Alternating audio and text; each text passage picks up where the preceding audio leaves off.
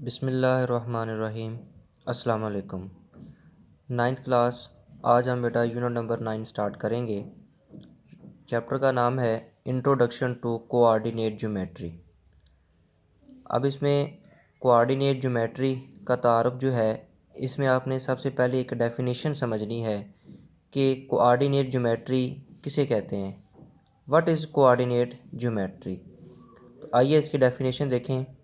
The study of geometrical shapes in the Cartesian plane या coordinate plane is called coordinate geometry।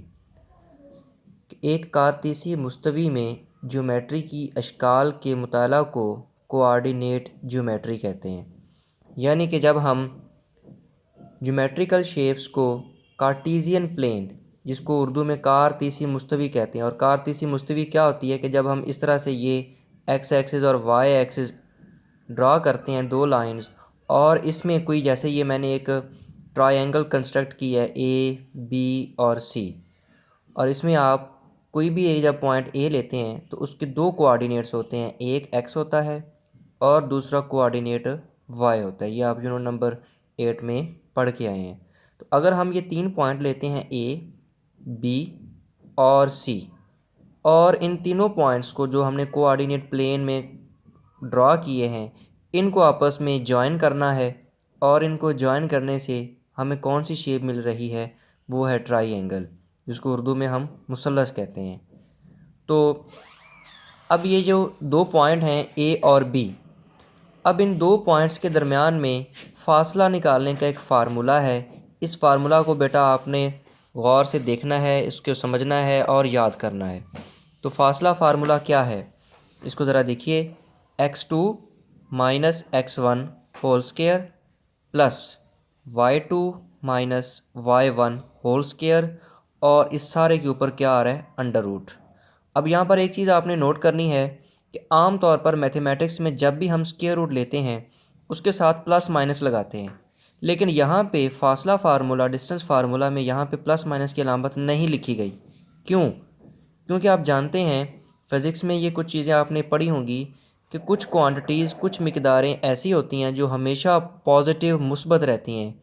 For example, मिसाल के तौर पे time, ये कभी भी नेगेटिव नहीं हो सकता। किसी चीज़ की लंबाई, पैमाइश, वो कभी भी नेगेटिव नहीं हो सकती। इसी तरह जो फासला है, डिस्टेंस है, ये भी एक ऑलवेज़ पॉजिटिव नंबर है। इसलिए यहाँ पे आपने देखना है कि ये d ग्रेटर दैन ज़ीरो लिखा है। d ग्रेटर दैन ज़ीरो का मतलब है कि ये डिस्टेंस ऑलवेज़ क्या होगा, पॉजिटिव होगा। ये ज़ीरो हो सकता है। ज़ीरो कब होगा कि आप अगर दोनों नंबर जो हैं वो सेम ले लेते हैं तो उनका आपस में डिस्टेंस क्या होगा, फासला ज़ीरो होगा।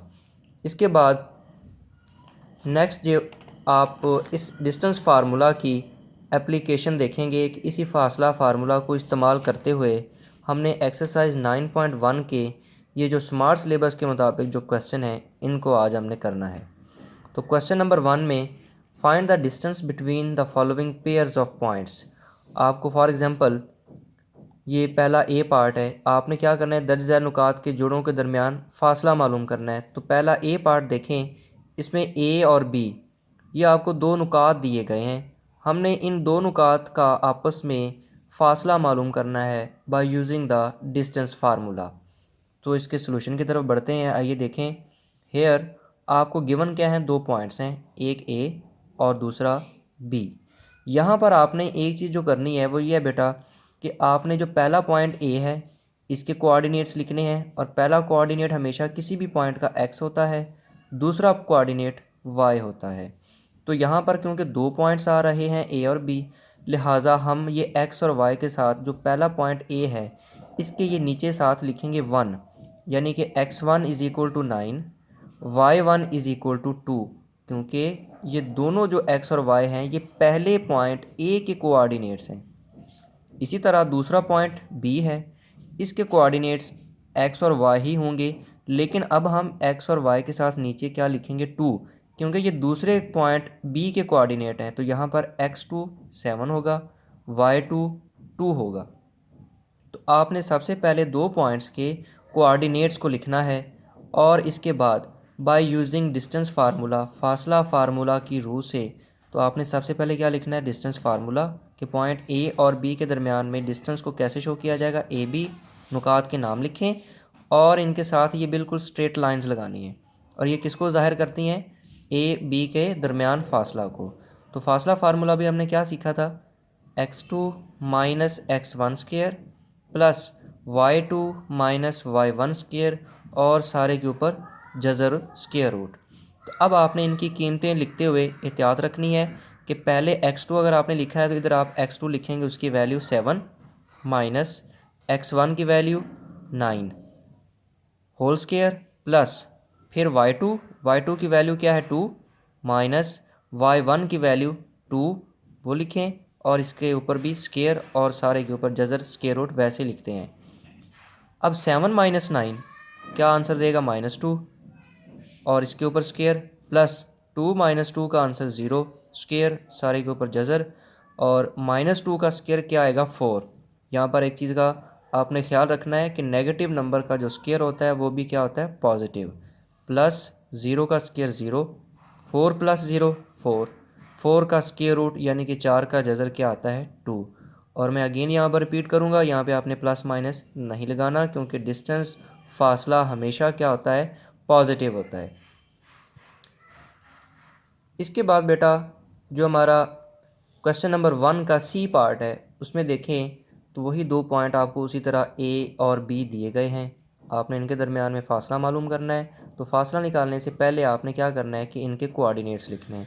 पहला पॉइंट ए, इसके कोऑर्डिनेट्स में x1 की वैल्यू -8, y1 की वैल्यू 1 आएगी। और दूसरा पॉइंट बी, इसका x कोऑर्डिनेट क्या होगा x2 6 और y2 1 होगा। अब आप वही फासला फार्मूला डिस्टेंस फार्मूला यूज़ करके x2 minus x1 square plus y2 minus y1 square whole square root ये फासला फार्मूला लिखेंगे।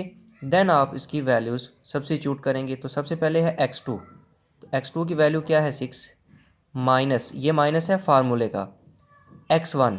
अब देखें x1 की वैल्यू नेगेटिव आ रही है तो आपने क्या करना है, यहाँ पर एक स्मॉल ब्रैकेट यूज़ करनी है।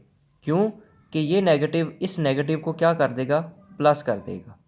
तो ये नेगेटिव फार्मूले का है और ये नेगेटिव x1 की वैल्यू नेगेटिव कोऑर्डिनेट नेगेटिव होने की वजह से है। तो यहाँ पर एहतियात करनी है कि आपने बेटा यहाँ पे ब्रैकेट यूज़ करनी है। अगर आप ब्रैकेट यूज़ नहीं करेंगे जस्ट इसको 6 माइनस 8 लिखेंगे तो वो आपका आंसर टोटल क्वेश्चन गलत होगा। तो 6 minus 8 whole square plus y2 की वैल्यू 1 है माइनस y1 की वैल्यू भी 1 है, तो इसके ऊपर स्क्वायर और सारे के ऊपर जज़र आ रहा है। अब देखें 6 माइनस माइनस क्या हो जाएंगे plus, 6 plus 8 square plus 1 minus 1 0। इसी तरह 6 प्लस 8 14, 14 का स्क्वायर प्लस 0 का स्क्वायर 0 आएगा। अब देखें 14 स्क्वायर और स्क्वायर रूट क्या हो जाएंगे कैंसिल, तो बाकी क्या नंबर रह जाएगा 14। तो यानी ए और बी के दरमियान जो फासला है वो कितना है 14। इसके बाद जो हमारा नेक्स्ट क्वेश्चन है उसमें आपको पॉइंट्स दिए गए हैं ए और बी। अब आपने इनका भी फासला निकालना है। तो यहाँ पर x1 की वैल्यू 0, y1 की वैल्यू भी 0, x2 की वैल्यू 0, y2 की वैल्यू -5। ये आपने ज़रूर लिखने हैं कोऑर्डिनेट्स ताकि आपको फासला फार्मूला में ये कीमतें लिखते हुए आसानी रहे। तो ये डिस्टेंस फार्मूला अगेन वही। इसके बाद आपने वैल्यूज़ पुट की, x2 की वैल्यू 0, x1 की वैल्यू भी 0, y2 की वैल्यू -5 माइनस फार्मूले का और y1 की वैल्यू 0, 0 माइनस 0 0, -5 माइनस 0 -5।